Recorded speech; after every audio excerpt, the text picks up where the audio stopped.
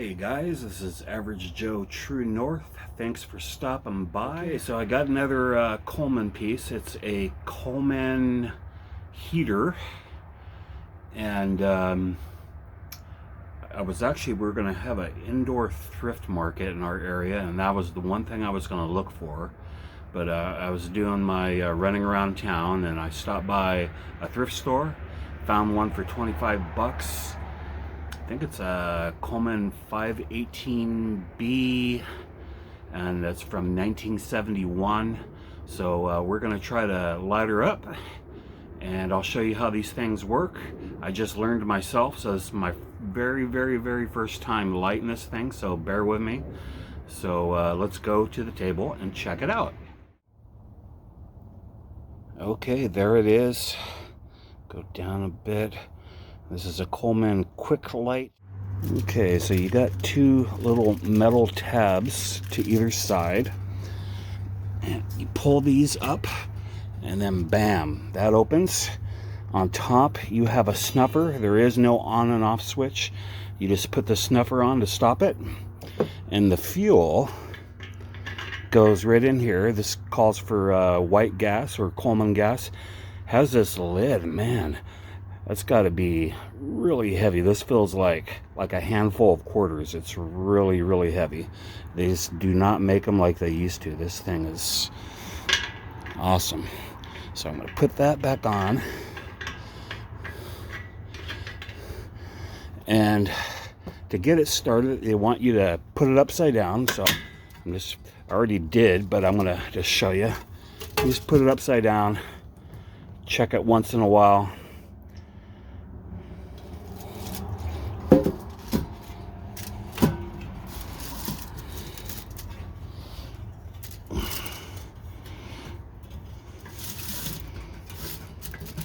Just open her back up. Got a nice wet spot on top, and that's what we're looking for. You could even make it bigger because it'll kind of prime better if the whole thing is wet, really, as far as what I've been watching on YouTube. So let's go ahead and light her up.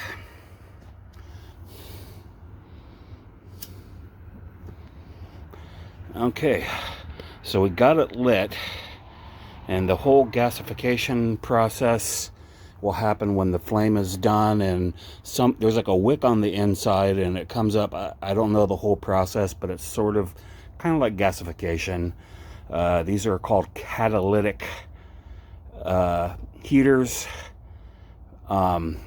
Something in there is a catalyst to this whole thing, so I don't know the science of it, but we'll go ahead and just wait for this thing to fizzle out here.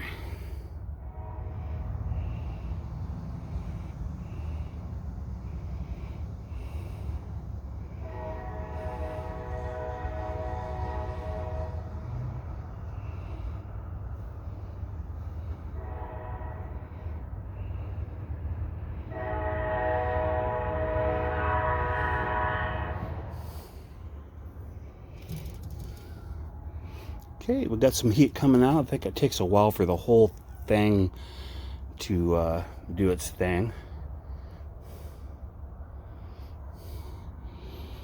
But once it is heating up, I would like to, well, I'm going to close this now, actually. And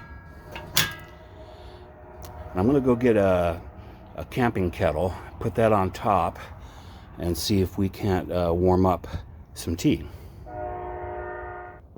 All right, our little bitty teapot has been on there for 20 minutes. Let's take the lid off.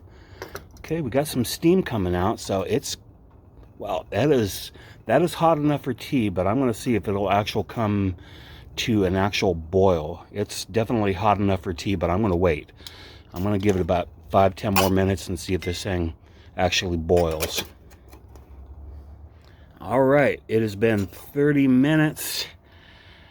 But not a total boil, but it is too hot, you know, to keep your finger in there. So tea's usually a little too hot when you first get it, so this is probably just right. So let's show what mug we're going to use here. Got our Dad Fuel mug.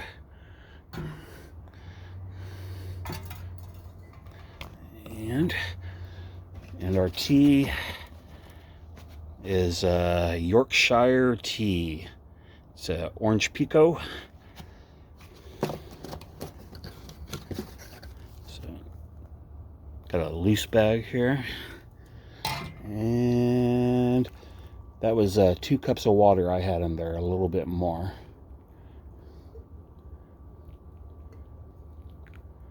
And that's all of it. So let's go ahead and take a look at the dad tea here, or the Yorkshire tea. All right, it's doing its job. It's brewing. Let's give it a taste. And that's actually still too hot to drink. So yeah, it worked great. I don't think you could fry up a meal on here, but you know, you could keep, if you're out camping, you could put a pot of water on there and have it handy for, you know, hot cocoa, coffee, whatever.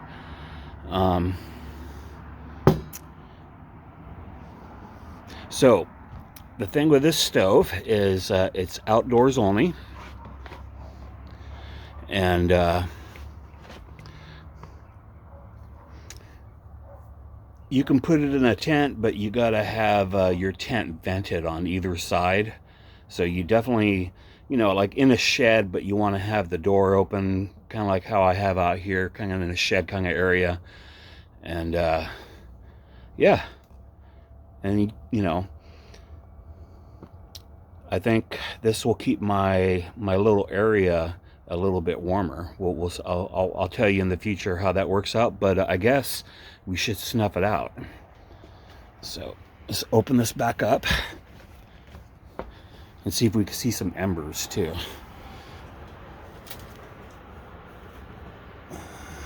Okay. All right, let's get a close up there.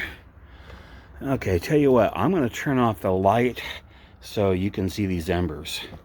And so I can see the embers. I can see them sort of, but yeah, I'll be right back. Okay, I'll try to get a close up here. It's not massively bright, but it's doing the job anyway. It's a good heater. So I'm going to go switch back on the light. All right, sorry that wasn't more exciting. So you can see an ember, but it's not as bright as I wanted it to be. So when you're all done, you take this snuffer here and just simply put it on. It cuts off the oxygen and turns off the process. So I hope you enjoyed this as much as I have. I was real excited when I got this thing. So yeah.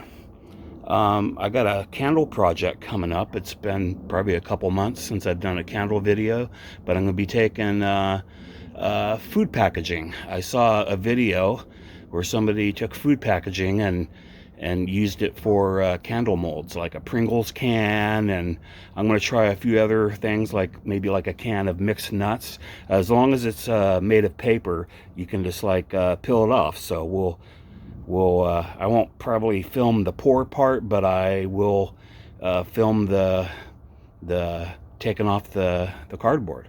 So I think that's about it. One of these days I'm going to be doing some MREs. I got plenty of those in my collection, and just waiting for the right time. And then I got stoves, gear, all sorts of things, and probably, you know, I'm sure I'm missing a couple important things, but yeah, I do a variety. So anyway, thanks for watching this video. Anytime you can, if you could share this video, that's a big help. Thank you for subscribing, old and new, and I will see you guys on the next video. Take care. Bye.